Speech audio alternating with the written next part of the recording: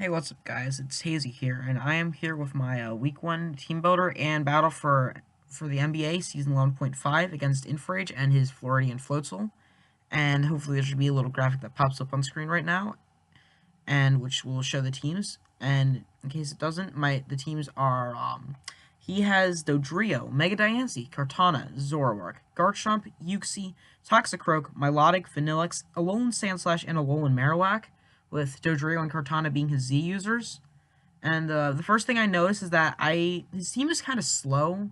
Well, it's not like super slow, but his fastest mon is Dodrio and Mega Diancie at 110, and that allows me to run at least Modest Nature on my Tapu Koko, so that way I can just get more damage. So I feel like I have the speed tier advantage, especially since like his speed control is going to be Thunder Wave from like Uxie, if anything. However, he does have the Hail Core of Vanilluxe and not Mega Sandslash, Alolan Sandslash, and my team doesn't appreciate those at all.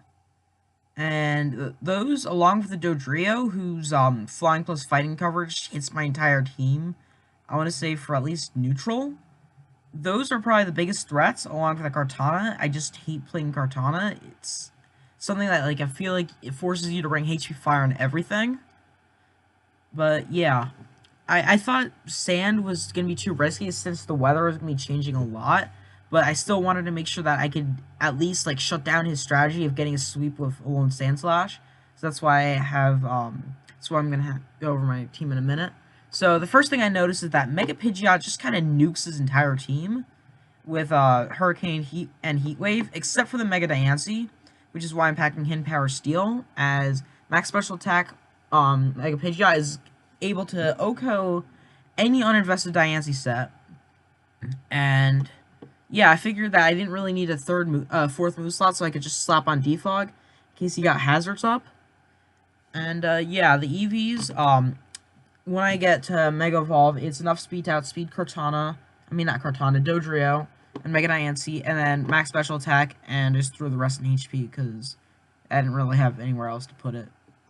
So yeah, that's Mega Pidgeot. Next up, I decided to bring Gigalith, and I felt like I could do a cool lure set with this. And it's holding the Focus Sash because I felt like I needed Sandstream in order to at least shut down his Hail strategy for at least a little bit. And I wanted to bring Focus Sash. So I have the Stone Age, Earthquake, Hidden Power Fire, and Stealth Rocks. I'm bringing Stealth Rocks. This is gonna be my Hazard setter. And Edgequake, kind of self-explanatory. However, I am running Hidden Power Fire, so that way I can take any, I can act as a lure for Kartana, since, like, it seems like I would never stay in with this thing, and that he's just free to get, like, off, like, a free attack or whatever.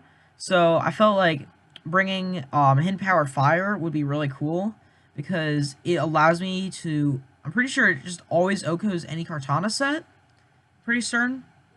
So, yeah, I felt like that would be good. Max HP and max defense to help me take hits from Kartana a little bit better. Although, by a little bit better, I mean I'm still like taking like 70-80% from like Leaf Blades from a Scarf Kartana. Which, I mean, those aren't fun, but you do what you gotta do. And for my next pick, I decided to bring Choice Specs Hydreigon. As if you look at his team, his Dark Resists are Zoroark, Mega Diancie, and Toxicroak. I don't really consider Zoroark and Toxicroak to be good switch-ins because they are really frail, and the Choice Specs Dark Pulse is still gonna hurt like a ton. And Mega Diancie, I mean, that's probably his best switch-in, like initial switch-in, but I have Flash Cannon for that, so he has to be wary of that, or like Earth Power. Yeah, so I'm running Dark Pulse, Draco Meteor, U-Turn, and Flash Cannon. My goal with this is to mainly just spam Dark Pulse against his team, since nothing wants to take a hit, really. Draco Meteor is there in case I need to, like, guarantee an OHKO or something, get, like, an OHKO or something. U-Turn just for momentum, Flash Cannon for Mega Diancie, and, I have enough speed to outspeed max speed Vanilluxe, since I figure that either he's probably gonna be, like, Specs or some sort of offensive Hail Setter variant, and then I just throw the rest into special attack and HP with a Modest Nature to hit extra hard. I don't remember if he guaranteed any KOs or anything, but I did this battle a while ago, so that's why I don't remember. But yeah, Dark Pulse should be able to just kind of tear through his team. Next up, I decided to bring Tapu Koko, and I mean, in hindsight, I probably should have brought in Cobalion over Koko, but I felt like Koko could put in work since it was probably the best thing to hit my Lodic, who otherwise could basically sponge all my hits, well, at least most of them, especially Mega Pidgeot, because that's the one thing Pidgeot doesn't nuke on his team. And yeah, so I'm bringing Thunderbolt, Nature's Madness, U-Turn, and Dazzling Gleam since I feel like the one Marowak switch in is super obvious on Tapu Koko. So that's why I'm bringing the Guardian of Alola, so that way if I get the prediction, like if nothing else, I can get that giant chip damage off. It's like it takes off like 3/4 of your opponent's max current health, I believe. So yeah, that's huge. It basically allows a lot of my mons to come in and pick off things. As for the EVs, I have enough speed to outspeed Dodrio and Mega Diancie, max special attack modest, and I just threw the rest in HP. And yeah, that's Tapu Koko. I hope well, actually, never mind. I'm bad at speaking today. Next up, I brought the Tangrowth. I felt like Tangrowth was gonna be, if Gigalith didn't work, then Tangrowth is definitely the next best thing to deal with Kartana. It also helps with Garchomp, which I was looking kind of weak to at this point, as well as Melodic, I guess. Mega Diancie, maybe. It's mainly for the Garchomp and Kartana, which I felt like were two mons he was more than likely bringing. As well, I guess I should probably talk about this now, but anyways, the mons that I predict that he's gonna bring are gonna be I predicted he was gonna bring were gonna be his Hail Core of Vanilluxe, Alolan Sandslash, Alolan Marowak. I felt Kartana.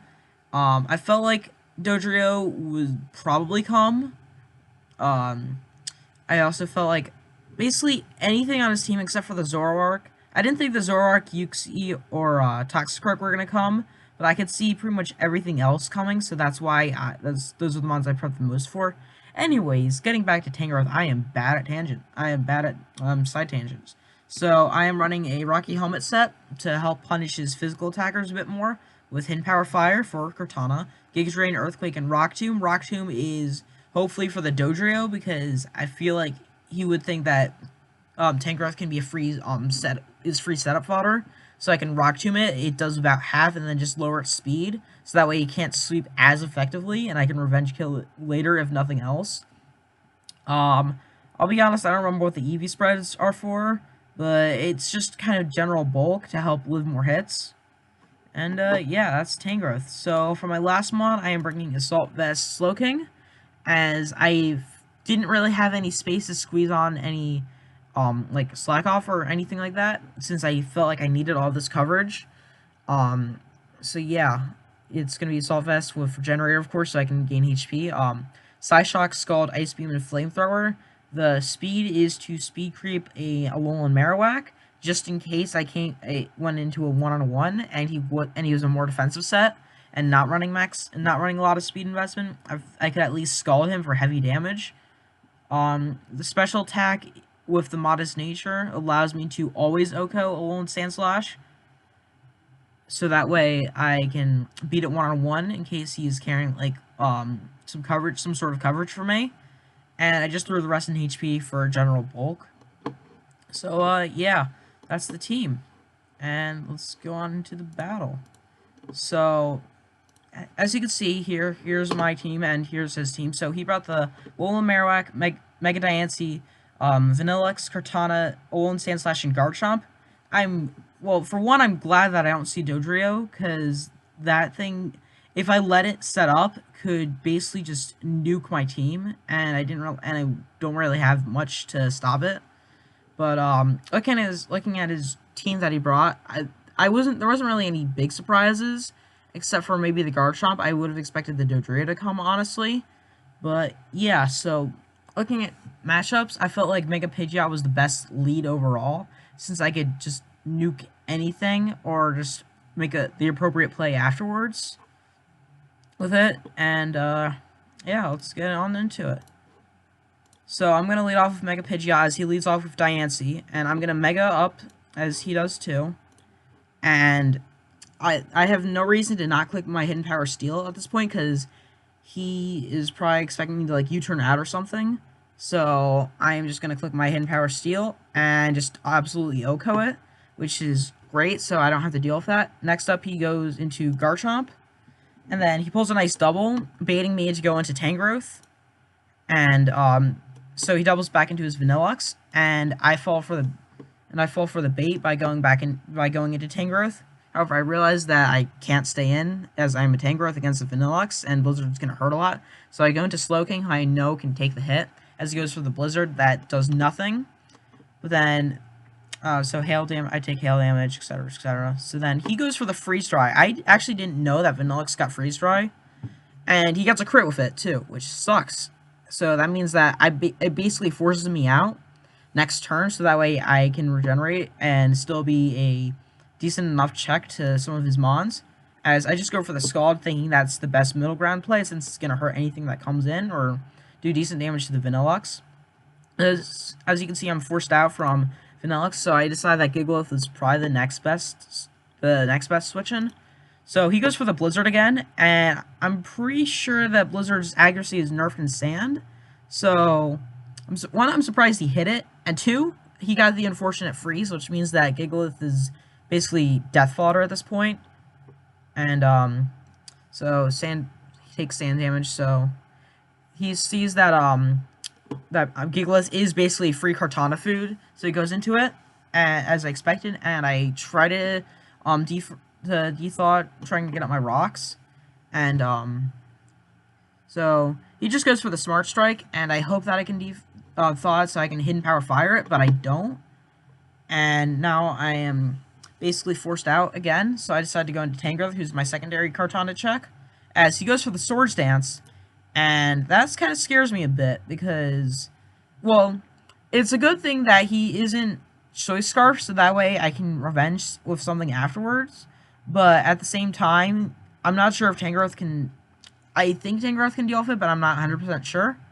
So he goes for the Corkscrew Crash here, and thankfully I live, thanks to my investment, but barely, and I go for the Hidden Power Fire, knock this thing out, so we're up 6-4, which is great, but however, two of my walls are basically just, really weakened at this point, so he goes back into Vanilluxe, which I'm forced to stack my Gigalith, since I don't have a good switch-in, so there goes Gigalith, and a bit of my advantage. Yeah. So next I decided to go into Mega Pidgeot, since he's revealed that he isn't choice locked, especially Choice Scarf, which did worry me somewhat, so I felt like I could just go into Mega Pidgeot and just nuke whatever came in. So I decided to just click Hurricane as he goes into Garchomp.